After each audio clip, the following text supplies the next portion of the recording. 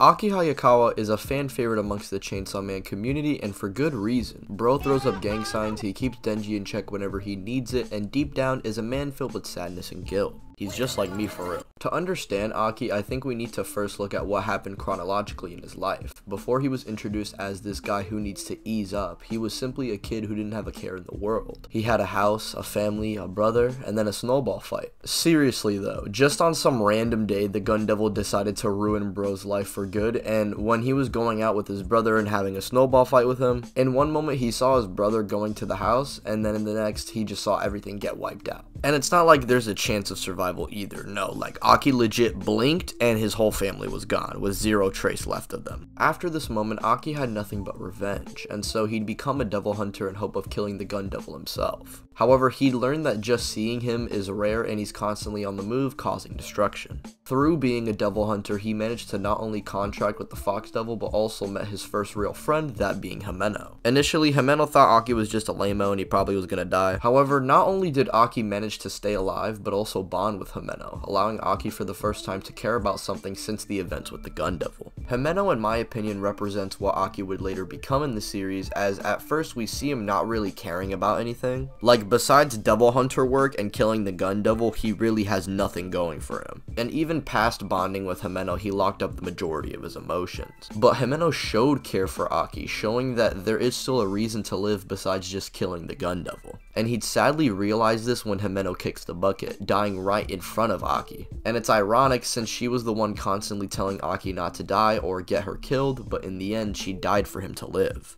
Aki would be frustrated with this, and although he gets his get back and defeats the Ghost Devil, the same devil who Himeno was contracted with, he still feels incredible guilt for not being strong enough. Aki may have been an asshole, but he managed to always make sure his comrades stay alive no matter what. He's so determined to kill this devil that we see any mission that involves them getting one step closer, he takes it to heart and makes sure people don't screw around. Which is why the dynamic between him, Denji, and Power is so entertaining to watch, as it's like an older brother trying to keep the two little siblings in check. Speaking of, Denji and Aki, despite their constant bickering, come to a mutual standpoint after Himeno's death, and they proceed to bully Katana Man, and we see Aki and Denji for the first time both smiling in the same panel. Whereas every other panel before this just involved with them arguing or listening to a conversation with Makima. Denji and Aki's relationship to me really does stand out in Chainsaw Man because we see how both characters actually learn from one another. Denji with Aki's perspective can see how cruel the devil hunting world could be, while Aki with Denji's perspective managed to open up and find a genuine reason to keep on going besides revenge. After the events with Katana Man, Aki decided to get a devil upgrade if he had any hopes of fighting devils like him, plus his other devil isn't so good right now. And this would lead into him coming into contact with the future devil, who by the way I absolutely love. He reminds me of Ryuk from Death Note, who's always constantly in the back of Aki's mind, and you see Aki would gain the ability to see into the future for a few seconds. However, for this, he sacrifices one of his eyes, so the future devil essentially is watching Aki the whole time, and constantly saying how he's going to die very soon.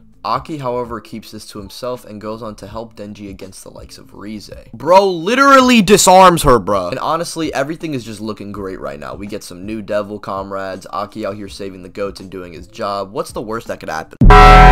After these unfortunate turns of events that mess up the entire main cast, we'd get Aki eventually confronting Makima about how he wants Denji and Power off the mission to ensure their survival. He wants to do everything he can to keep them happy, and we also see that he's even given the option to withdraw himself, which he does consider doing in order to keep his happiness. This to me really does show how much Aki has grown in such a short period of time because of Denji's ability to reach people with his humanity. We learned through Aki, even with all that hate and anger, you can still hope to find genuine peace with yourself and manage to not only come to terms with the situation, but overall be in a better situation because Aki isn't facing this alone. And sadly, this is when Aki would be betrayed by Makima and then would become the one thing he wanted to kill. And what's worse about it all is, from Aki's point of view, he just saw nothing but a snowball fight, which was the start of it all. It's sad seeing how Aki really didn't get a chance to say his final goodbyes to his friends or really execute his plan, but rather fall right in the hands of Makima, who he thought he could trust. Makima to Aki was the person who saved him and gave him a chance of moving forward, but she also turned out to be the reason he died. And sadly, the future devil was correct about Aki's fate. Honestly, first time reading, I wish there was a slight chance he could maybe have changed his fate, but you know, he didn't. Although he couldn't complete his goal and instead was a pawn in something beyond his understanding, Aki died at his happiest. Aki Hayakawa's fate was unfortunate, but at least he died knowing that there wasn't just revenge in the world and came to peace with his inner demons.